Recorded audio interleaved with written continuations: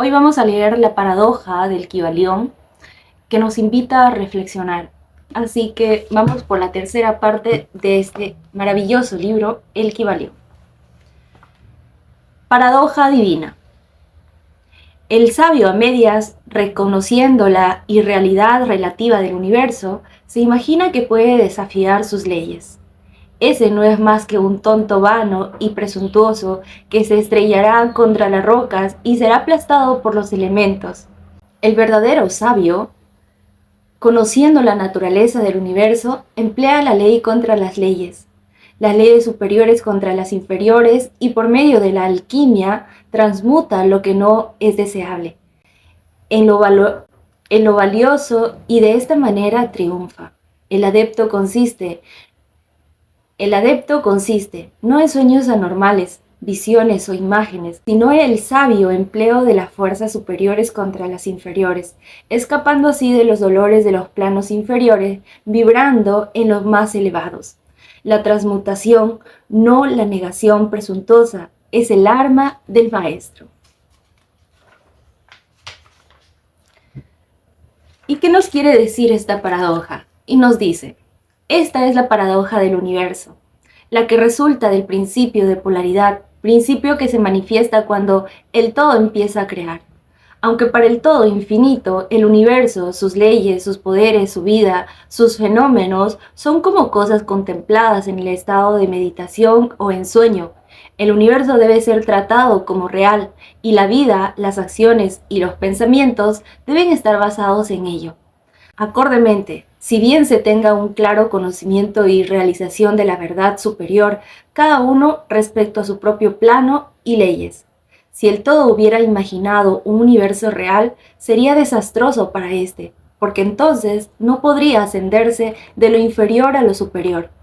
El universo se habría convertido en una hoja fija, inmóvil, y el progreso resultaría imposible. Y si el hombre, por su parte, debido a su semisabiduría, actúa y vive y piensa en el universo como si fuera un sueño, parecido a sus propios ensueños finitos, así se convertirá efectivamente para él, y al igual que un cadáver que caminase, se encontraría dando vueltas y más vueltas en círculos, sin hacer el menor progreso y siendo forzado por último a despertarse y vivir por las leyes naturales que él hubiera olvidado. Conservar siempre la mente fija en la estrella. Pero mirad dónde ponéis los pies. No vayáis a hundiros en algún abismo. Recordad la paradoja divina que afirma que si bien el universo no es, sin embargo es. Recordemos siempre los dos polos de la verdad, lo absoluto y lo relativo. Guardémonos de las verdades a medias. Lo que los hermetistas conocen como la ley de la paradoja es un aspecto del principio de polaridad. Las escrituras herméticas están llenas de toda clase de referencias respecto a esta paradoja que se descubre en todos los problemas de la vida y del ser. Los instructores están siempre batallando para impedir que sus estudiantes omitan el otro lado de cualquier cuestión, y sus recomendaciones se dirigen especialmente a los problemas de lo absoluto y de lo relativo, que tanto confunden a los estudiantes de filosofía y que obligan a tantos a obrar y a pensar contrariamente a los que se conoce como sentido común. Recomendamos mucho a nuestros estudiantes el que se aseguren de haber comprendido bien la paradoja divina de lo absoluto y lo relativo, olvidando el ser optimizados por el falso miraje de la verdad a medias o semiverdad. Desde este punto de vista ha sido escrita esta lección. Leedla cuidadosamente. La primera idea que se ocurre al pensador que ha comprendido y realizado la verdad que el universo es una creación mental del todo es la de que el universo y todo cuanto éste contiene es una pura ilusión, una irrealidad contra cuya idea se resuelve instantáneamente. Pero esto, al igual de otras grandes verdades, debe ser considerado desde el punto de vista absoluto y relativo. Desde el punto de vista absoluto, el universo es, por supuesto, una ilusión, un sueño, una fantasmagoría, y se compara con el todo en sí mismo. Esto lo reconocemos nosotros mismos cuando hablamos del mundo como de un sueño que va y viene, que nace y muere. Desde el momento en que todo lo que es mutable, que cambia, que es finito e insustancial, debe estar ligado a la idea de un universo creado, cuando se compara con el todo mismo. No importa cuál puede ser nuestra creencia respecto a la naturaleza de ambos. Filósofos, metafísicos, científicos y teólogos, todos están de acuerdo sobre ello, y esta concepción se encuentra en todos los sistemas filosóficos y religiosos, así como las respectivas teorías de las escuelas metafísicas y teológicas. Las enseñanzas herméticas no predican la insustancialidad del universo en términos más fuertes que los que os son más familiares, aunque la exposición del asunto pueda pareceros algo más contundente. Todo cuanto tenga un principio y un fin, un cierto sentido, debe ser irreal e ilusorio, y el universo se encuentra en ese caso, sea cual sea el sistema de las escuelas de pensamiento. Desde el punto de vista absoluto, nada hay real excepto el todo.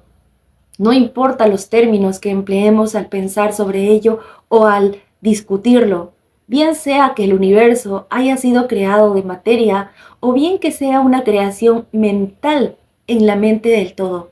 Es insustancial, mutable, sujeto al tiempo, al espacio, al cambio.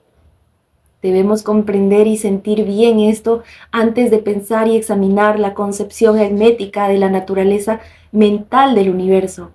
Examinad cualquiera otras concepciones y ved si existe alguna que no lo admita.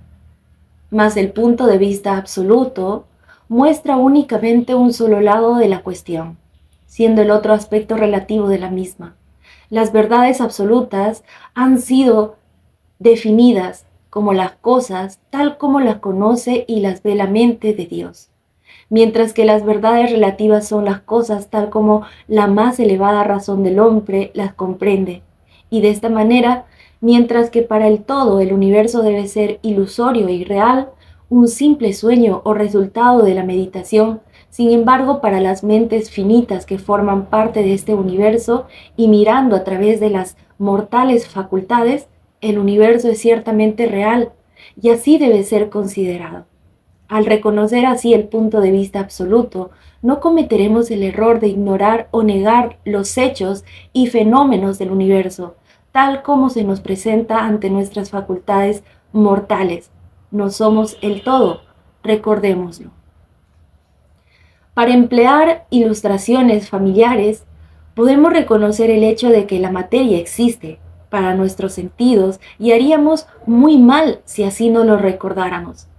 Y a pesar de ello, nuestra mente finita reconoce la verdad científica de que no hay materia desde el punto de vista de la ciencia, y lo que llamamos materia no es más que un agregado de átomos, los cuales a su vez no son más que unidades de fuerza agrupadas que llamamos electrones o iones, vibrando constantemente con movimiento circular. Golpeamos una piedra y sentimos el impacto. Parece ser real, y a pesar de ello sabemos que no es más que lo que ya he expuesto.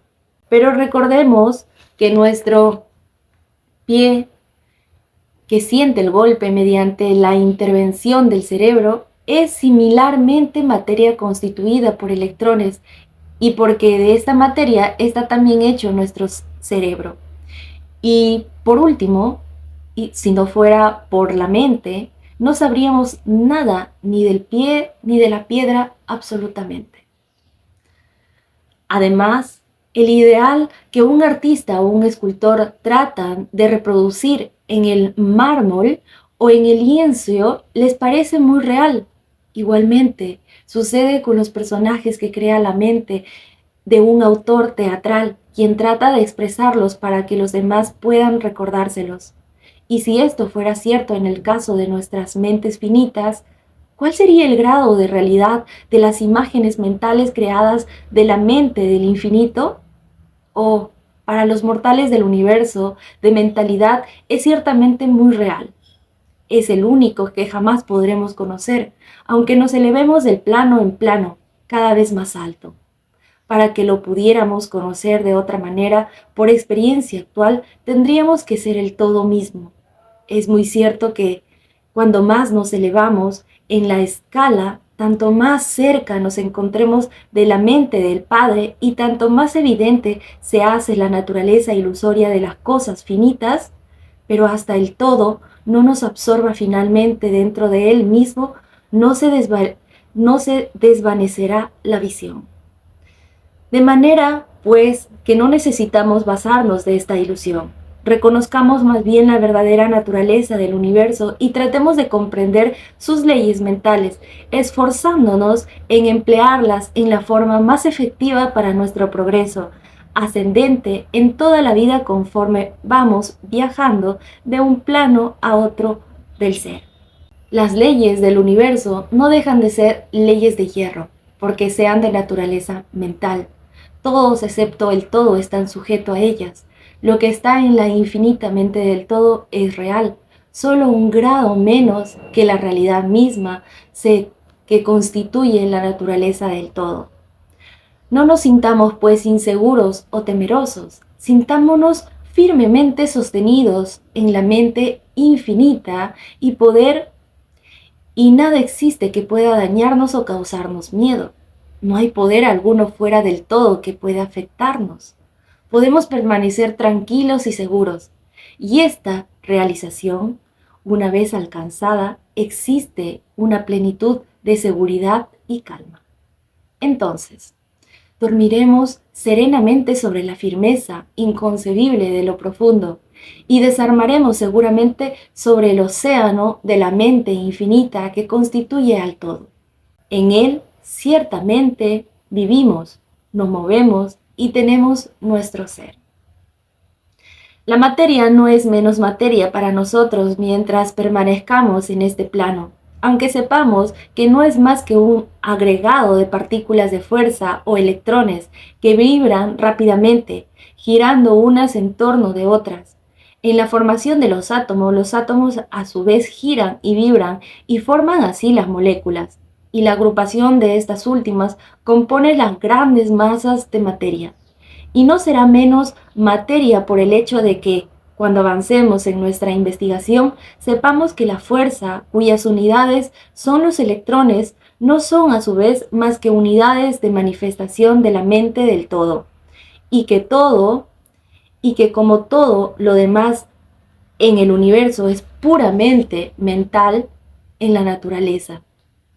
Aunque en el plano de la mente tenemos que reconocer sus fenómenos, podemos dominarla, como la hacen todos los maestros en mayor o menor grado, aplicándole las fuerzas superiores. Cometeríamos así una locura si negáramos la existencia de la materia en ese aspecto relativo.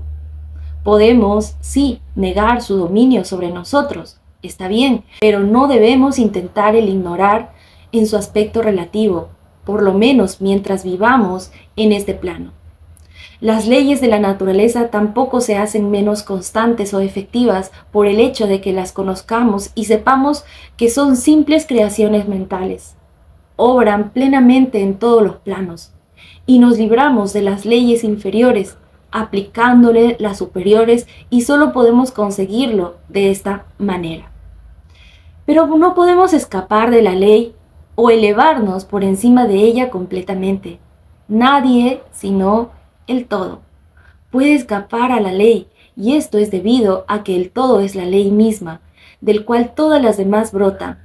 Los más avanzados maestros pueden adquirir los poderes que se atribuyen generalmente a los dioses, y existen muchos grados del ser en la gran jerarquía de la vida, cuyos poderes trascienden hasta los de los más elevados maestros, en un grado inconcebible para los mortales. Pero hasta el maestro más grande y el ser más elevado deben inclinarse ante la ley y son como nada ante los ojos del todo.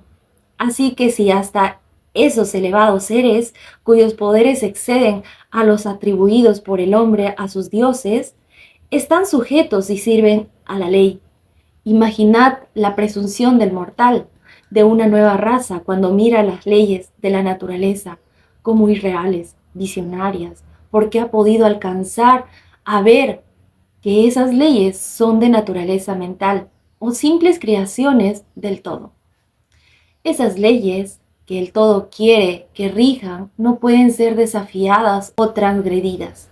Mientras subsista el universo, subsistirán, porque aquel existe en virtud de esas leyes, las que forman la trampa o esqueleto en que el universo se apoya. El principio hermético del mentalismo, a la vez que explica la verdadera naturaleza del universo sobre la base de que todo es mental, no cambia las concepciones científicas del universo, de la vida o de la evolución. En realidad, la ciencia no hace más que corroborar las enseñanzas herméticas. Estas últimas enseñan que la naturaleza del universo es mental, mientras que la ciencia afirma que es material, o según sus últimas noticias, que es energía en el último análisis. Las enseñanzas herméticas tampoco están en pugna con el principio básico de Herbert Spencer, que postuló la existencia de una energía infinita y eterna, de la cual proceden todas las cosas. En realidad, los hermetistas reconocen en la filosofía de Spencer la más elevada expresión de la obra de las leyes naturales que jamás se promulga, y creen que Spencer era una reencarnación de un antiguo filósofo que vivió en Egipto millares de años antes de Cristo y que más tarde vivió como Heráclito, el filósofo griego que vivía en el año 500 antes de Cristo. Y consideran su doctrina de la energía infinita y eterna como el acuerdo con las enseñanzas herméticas, siempre con el agregado de que esa energía es la mente del todo. Con esta clave maestra de la filosofía hermética puede el estudiante de Spencer abrir muchas puertas de las concepciones filosóficas internas del gran filósofo inglés, cuyas obras demuestran los resultados de su preparación en sus encarnaciones anteriores. Sus enseñanzas respecto a la evolución y al ritmo están casi de perfecto acuerdo con la doctrina hermética referida al principio del ritmo. Así pues, el estudiante no necesita dejar a un lado todos los puntos de vista científicos referentes al universo. Todo lo que se le pide es que comprenda el principio básico de que el todo es mente, de que el universo es mental, sostenido firmemente en la mente del todo. Y encontrará que los otros 6 principios concuerdan perfectamente con este conocimiento científico y servirán para dilucidar plenamente los puntos absurdos. No hay nada que maravillarse de ello, si se considera la influencia que el pensamiento hermético ejercía sobre los filósofos primitivos de Grecia, sobre cuyas doctrinas descansan en gran parte las teorías de la ciencia actual. La aceptación del primer principio hermético, el mentalismo, es la única gran diferencia entre la ciencia moderna y los estudiantes herméticos, y la ciencia va dirigiendo gradualmente hacia ese punto, conforme avanza a través de la oscuridad y va controlando su camino en el laberinto en que se ha metido en busca de la realidad. El objetivo de esta lección es imprimir en la mente del estudiante el hecho de que el universo y sus leyes y sus fenómenos son tan reales en lo que el hombre concierne, como lo serían bajo la hipótesis del materialismo y la energía.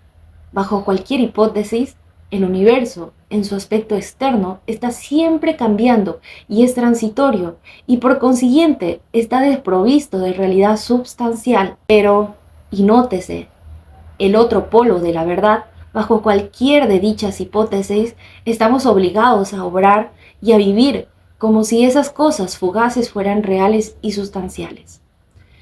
Con esta diferencia siempre que según las doctrinas se ignoraba el poder mental como fuerza natural, mientras que ahora vamos que el mentalismo es la mayor fuerza de esta clase, y esta sólida diferencia basta para revolucionar la vida de aquellos que comprenden el principio y la práctica y leyes resultantes. Por último, una vez que comprenda la ventaja del mentalismo, se aprende a conocer, emplear y aplicar las leyes resultantes. pero no se caiga en la tentación que, según indica el Kybalión, acecha al semisabio que lo sabe hipnotizarse por la aparente irrealidad de las cosas, siendo su consecuencia que camina de un lado para otro, como soñando, viviendo en un mundo de ensueños, ignorando la vida diaria y su trabajo, siendo su final que se destrozará por las rocas y se disolverá en los elementos en razón de su locura. Más bien, seguid el ejemplo del sabio que la misma autoridad indica. Úsese la ley contra las leyes, lo superior contra lo inferior, y por el arte de la alquimia transmutad lo que no es deseable en lo estimable, triunfando en esa forma. De acuerdo con esta doctrina, debe evitarse la semisabiduría, que es locura, y que ignora la verdad de que el dominio consiste no en sueños anormales o visiones y fantásticas imaginaciones, sino en emplear las fuerzas superiores contra las inferiores y escapando así a los dolores de los planos inferiores mediante la elevación a las superiores. Recordarse siempre que la transmutación y la no negación presuntuosa es el arma del maestro. Las citas antes dichas pertenecen al Kybalión y son muy dignas de tenerlas siempre presente. No vivimos en un mundo de sueños, sino en un universo que, si bien es relativo, es real, por lo menos en lo que concierne a nuestra vida y obras.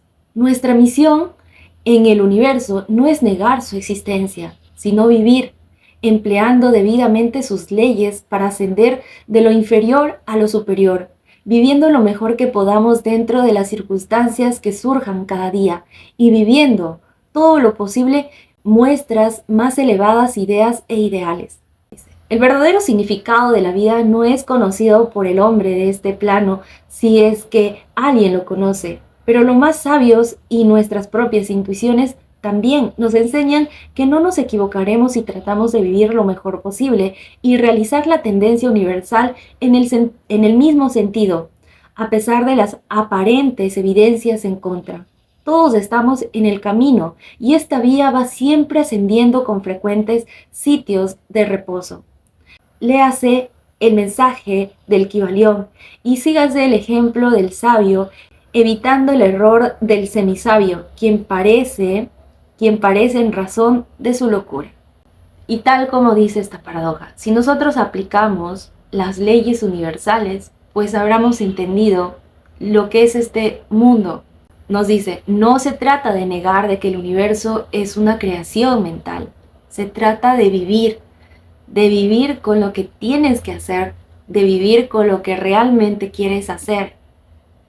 Esa es la verdadera naturaleza de un sabio. Eso es lo que tenemos que hacer, comportarnos o ser, o al menos intentar ser un sabio, transmutar nuestras emociones, transmutar nuestros pensamientos, entender que todo es mente, que el universo es mental y que nosotros formamos parte del todo y que constantemente estamos viviendo este juego de la vida, que Dios acá lo llama el todo, que Dios está manifestándose a través de nosotros. Entonces es poder nosotros poder ir viviendo desde ahí y transmutando constantemente, volviendo a nuestro centro, volviendo al amor. Y esta paradoja nos deja esa enseñanza. Espero que les haya gustado y nos vemos en la parte 4 de este libro.